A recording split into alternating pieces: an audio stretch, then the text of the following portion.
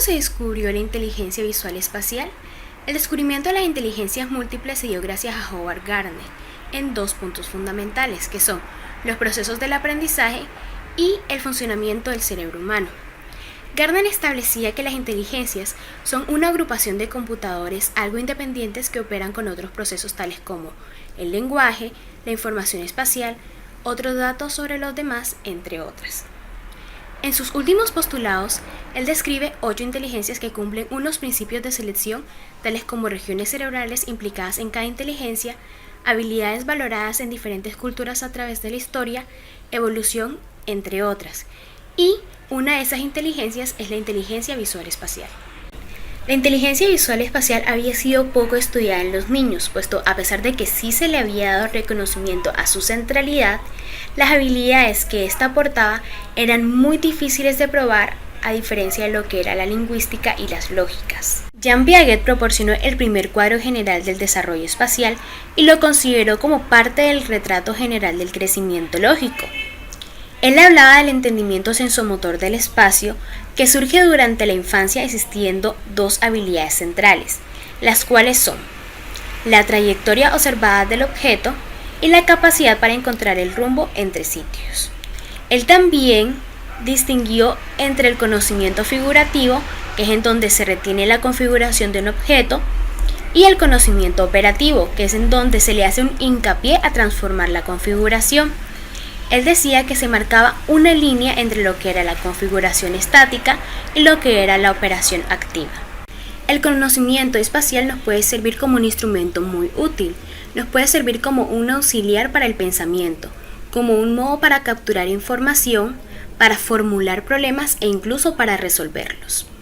La inteligencia visoespacial es uno de los 8 tipos de competencias que identificó el psicólogo Howard Gardner en su teoría de las inteligencias múltiples. Aproximadamente en el año 1983 la define como la capacidad de percibir el mundo de forma visual, es decir, hacer modificaciones y transformaciones de aquello que se percibe. Entonces, aparte de eso, razonar acerca del espacio y sus dimensiones, asimismo reproducir y proyectar estas medidas. La inteligencia visoespacial se caracteriza por una serie de potencialidades cognitivas radicadas puntualmente en el hemisferio derecho del cerebro, que lo que hace es, de alguna forma, permite el manejo apropiado de los espacios. Entonces, a través de este proceso se implica altamente lo que es la sensibilidad y la percepción. Asimismo, se ven involucrados procesos como la creatividad, la memoria visual, el razonamiento espacial, actividad de abstracción o la capacidad de abstracción y la orientación espacial. Es por esto que este tipo de inteligencia podríamos decir que cumple un rol tanto de ciencia como de arte. En otras palabras, la inteligencia visoespacial podríamos identificarla fácilmente en personas que son capaces de crear de crear representaciones mentales y además de esto transformarlas. Son personas que son buenas en la orientación y que por lo menos captan con facilidad todo el tema de colores, de formas, figuras, todo esto se les facilita mucho, así como las relaciones que existen entre estos distintos elementos. Existen diversas formas de poder medir o en este caso evaluar la inteligencia visual espacial en una persona.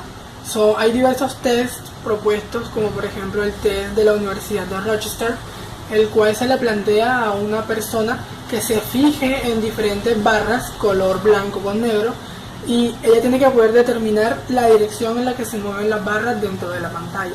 Otro test es el de la Universidad de Valencia, en el cual la persona se le presenta una serie de figuras y ella tiene que decir cuál es la que encaja con la serie que le están proponiendo. El otro es el test de los dados, en el cual se le presenta a una persona desde diferentes puntos de vista un mismo dado con diferentes plegables y la persona tiene que decir cuál es el plegable que se puede mirar de frente. Otro test propuesto es el de la figura distinta.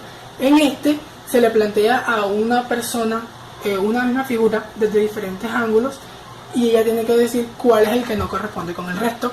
Y el último test propuesto es el de la figura repetida, en el que hay varias imágenes en una tabla y la persona tiene que decir cuál de la tabla es la imagen que se repite. Dependiendo de los tests de la persona, de cómo ejecute todos estos tests, se puede decir que es una persona más o menos inteligente visoespacialmente. Bueno, la inteligencia visual espacial la podemos educar y desarrollar aplicando diferentes estrategias. Piaget nos habla del entendimiento sensoriomotor del espacio, el cual se da a través de representaciones de actividades como por ejemplo los juegos de roles en los niños. Este tipo de juego les ayuda a hacerse una imagen del mundo que los rodea y también a pasar de lo real a lo imaginario con facilidad. Otro tipo de actividades son las imágenes mentales. Acá podemos tomar como ejemplo el imaginarnos que estamos caminando por un lugar que ya conocemos y que sabemos cómo es ese espacio. De esta forma tendremos que conectar mentalmente objetos, números, nombres o cualquier tipo de cosas que se encuentre en el espacio en el que estamos visualizando. Otra forma de educar este tipo de inteligencia es por medio de dibujos, teniendo en cuenta que existen leyes de proporción como lo son la luz, la sombra y la perspectiva, las cuales es necesario que visualicemos y reconozcamos al momento de plasmar un dibujo. Según Kurzban, podemos hacer ejercicios para identificar semejanzas y diferencias de objetos o dibujos. También nos puede ayudar el llevar a cabo juegos de memoria, ajedrez, mapas mentales o rompecabezas. Bien, como ya ha sido comentado anteriormente por mis compañeros, básicamente lo que hace la inteligencia visual espacial es permitirle a un individuo percibir imágenes externas, es decir, imágenes del entorno, e imágenes internas, es decir, representaciones o esquemas mentales, esto con el fin de recrearlas, de modificarlas, de transformarlas, y a su vez también le permite recorrer el espacio, ubicar un objeto o identificar algo. Todo esto llevándolo a producir una decodificación de una información gráfica. Según Gardner, en 1999, las profesiones o los perfiles vocacionales que van encaminados a esta inteligencia o que las personas tienen esta inteligencia son los marineros o navegantes, los pilotos o aviadores, los jugadores de ajedrez, los arquitectos, los cirujanos, los escultores y los pintores.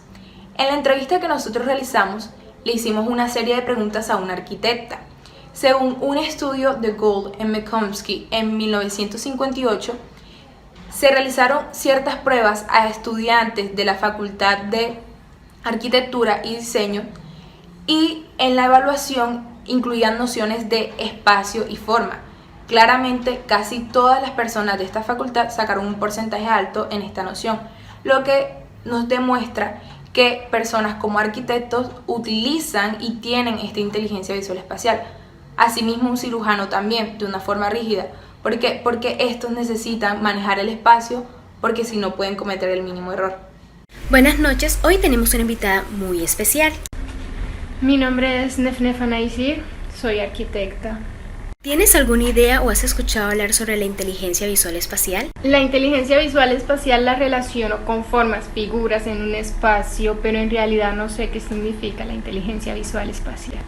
La inteligencia visual espacial es esa capacidad que tenemos para poder imaginar o crear dibujos en 2 o 3 dimensiones. También es esa habilidad que tenemos para poder manejar, entender y transformar espacios de diversos tamaños. ¿Qué tan buena te consideras para mirar las diferencias o semejanzas entre 2 dibujos? En la construcción o en cualquier plano de arquitectónico se diferencian los arquitectónicos, los civiles, los de instalaciones hidráulicas, eléctricas. Yo puedo diferenciar un plano por lo que contiene. Un plano arquitectónico no es lo mismo que un plano de instalaciones o un plano civil, ya que muestran diferentes cosas que deben ir dentro de un edificio o dentro de una construcción. Ejemplo, un plano de arquitectónico muestran espacios, puntos mobiliarios Un plano eléctrico muestra cableado, muestra luces, muestra por dónde debería ir cada foco, cada instalación.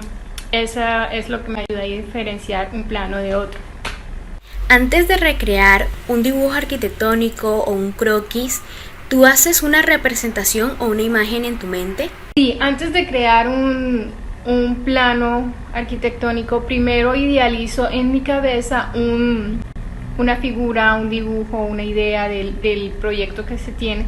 Después se convierte en algo muy bosquejo, muy superficial, y tiene un proceso que después se vuelve más esquemático, se define un poco más. Después de esquemático pasa a ser un plano arquitectónico donde ya tiene muchas figuras y muchas formas que representan la idea, y se va formando un plano más sustancioso, pero obviamente se basa de una idea muy superficial en la cabeza, en la mente.